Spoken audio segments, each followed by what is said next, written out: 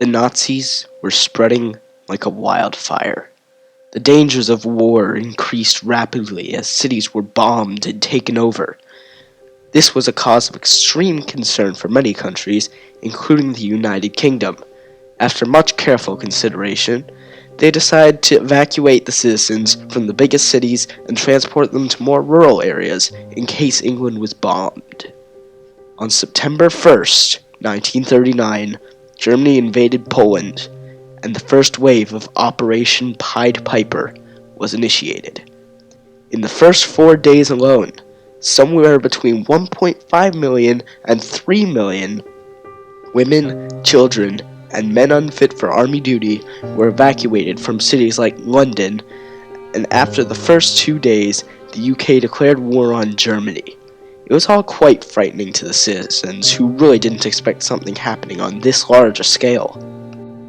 My grandmother was a victim of the evacuations. She died recently, but she and my grandfather were very close, and he probably knows something or other of the ordeal. Well, she was in London, and the first year of the war was what we call the Holy War, but everybody sort of got ready for it, the big attacks, Anyway, in April, your great-grandfather was called up into the Navy, and his wife, great-grandmother, and the children, of which your grandmother was one, decided that it would be safer if they went to the smaller place of Milford Haven, which was further away from the continent and further away from the Germans. The children, when evacuated, were often separated from their families. They would have little tags on their jackets with their name and destination. They would go on trains to the English countryside and planes or boats to get to places like Canada, the US, and Australia.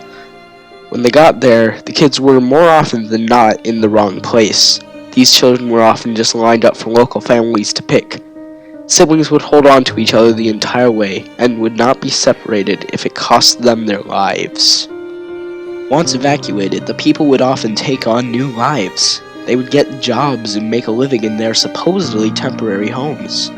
Some would repair shoes, others would skin potatoes, yet others would become bakers for the time they were there.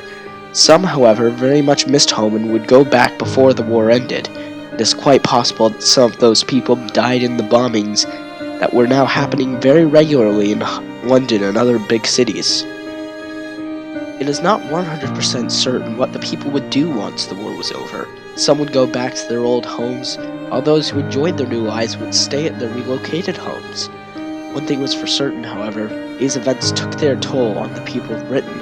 With all the shock of the war and relocation, and all the people who stayed, the civilian population would never again be the same.